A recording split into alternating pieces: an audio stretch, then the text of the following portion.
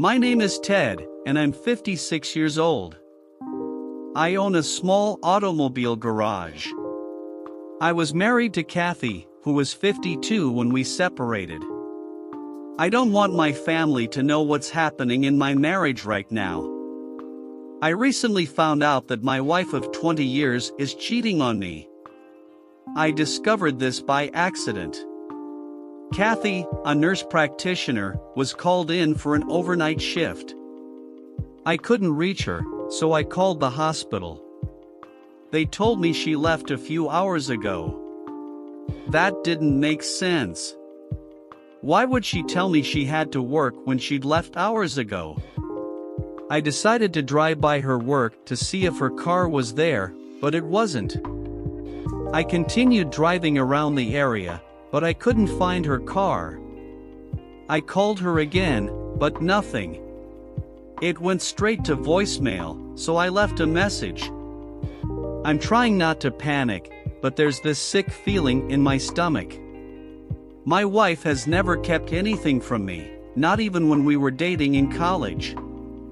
I'm concerned because if something is bothering her, she would tell me. I'm not sure what to do, but I know I need to find out what's going on. I continued to drive around, looking for her car, but I still couldn't find it. So, I went home and waited for her to call me. At about 7 in the morning, she called and apologized, saying she had a busy night at the hospital. That's why she didn't call me back. I thought to myself, she's lying, I know she is. But I just said it's okay, we'll talk when you get home. At about 8 a.m., my wife gets home and starts to tell me this story about a patient that needed around-the-clock care. I couldn't pay attention because I knew she was lying to me as I continued to listen. All I could think about was how to find out why she was lying to me. After we talked for a bit, she went to clean up, and eventually, she went to bed. I had to go to work. Working for the city meant I couldn't just take off to track her movements. If she was cheating, I wanted to know. During my lunch break, I called a few private investigators. It was expensive, but these guys were reputedly good, and I didn't have time to keep trying to follow her. Living in Georgia, I began researching divorce laws. I didn't want a divorce, but if she was cheating, I wanted out. Fortunately, we didn't have any kids. She had experienced 3 miscarriages during our marriage. This wasn't the marriage I signed up for, not the woman I married 20 years ago. But I needed to find out for sure. The private investigator said he could find out what she was doing and who she was seeing, but it would take time. I told him I would think about it and get back to him. When I got home at around 5 p.m., I found my wife in the bedroom talking to someone. I didn't know who, but she seemed upset. I went into the kitchen, started making dinner, and after a few minutes, she joined me. She explained that she was talking to her best friend about personal issues. She had to work that night, so I made her a plate for dinner. We talked a bit more, and she left for work. Later, around midnight, I called the hospital, trying to reach her. They said she left about 30 minutes ago to get something to eat. It struck me, I had made her dinner. That's when I decided to hire the private investigator. I didn't call her cell phone after calling the hospital. The next morning, on my way to work, I called the private investigator and gave him my credit card information over the phone. Then, I planned to go and see the private investigator after work, armed with pictures and additional information. After work, I provided the private investigator with all the details and signed some paperwork.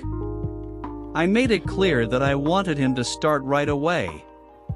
In the first couple of nights of surveillance, the private investigator informed me that my wife's car didn't move, which was a bit surprising, but I knew it was just a matter of time.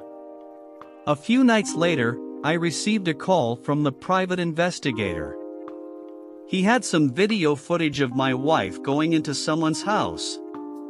He mentioned that she seemed suspicious. When she walked out to her car, she would look around before getting in, as if checking if anyone was watching. Strangely, she appeared to change clothes in her car, switching into workout attire. According to the investigator, she drove about 10 minutes away from the hospital to a house late at night. It seemed like she had a key, as she would drive up and go right in.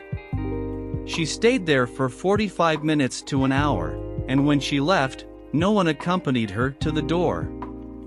The private investigators said she would then drive back to the hospital, change back into her work clothes, and go back in, which turned out to be her lunch break. However, I told him I needed more evidence, something showing that she was involved with another man intimately. As horrible as it sounded, I needed concrete proof.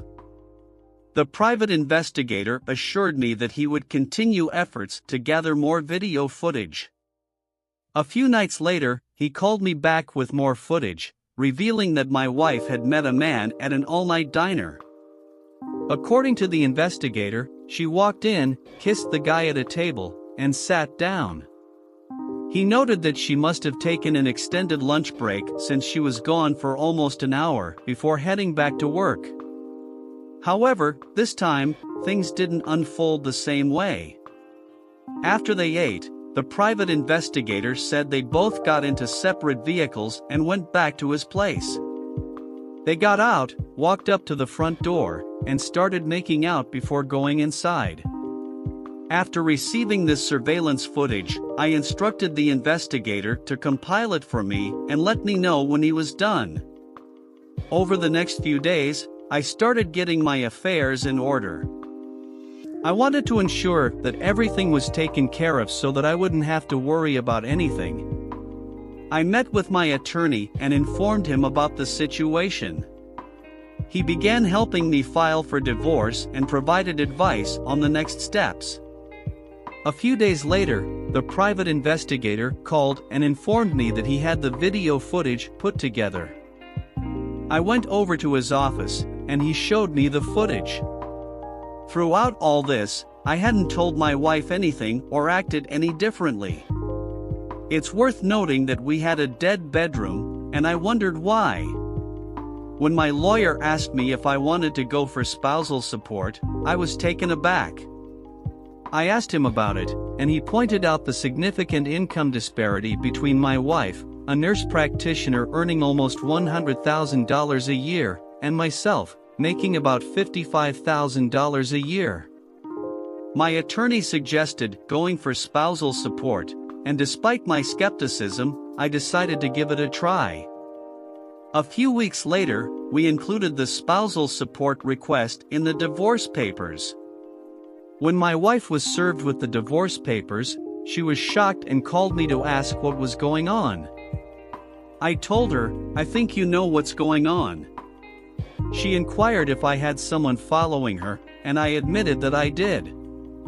Once she realized I was aware of her infidelity, she apologized and suggested marriage counseling, but I declined everything she offered, considering it all to be insincere. I never asked her why she cheated. It did not matter.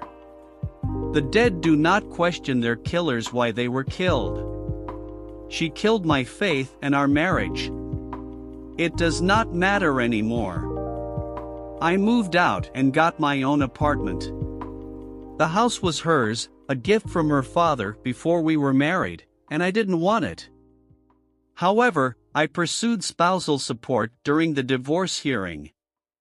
Despite my ex-wife's attorney attempting to have the spousal support claim thrown out, the judge denied the request, and I was awarded spousal support for the next 6 years at a rate of $900 per month. I was surprised that I got anything. She was going to pay for her deceit for the next 6 years, and I will rub it on her face every month. After the divorce hearing, I became a free man.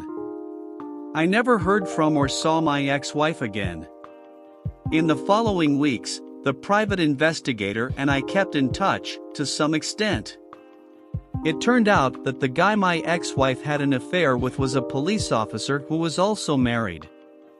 During the times my ex-wife went to his place, his wife was away on business. When she returned, she discovered the affair and shot him in her rage. He survived, and she is awaiting trial for the incident. Since then, I received my first alimony payment of $900. It seems this turned out to be an expensive mistake on her part. I suppose it's true what they say, you have to pay to play. Dear listener, if you have reached this far, please click on the subscribe button. It will be a great help.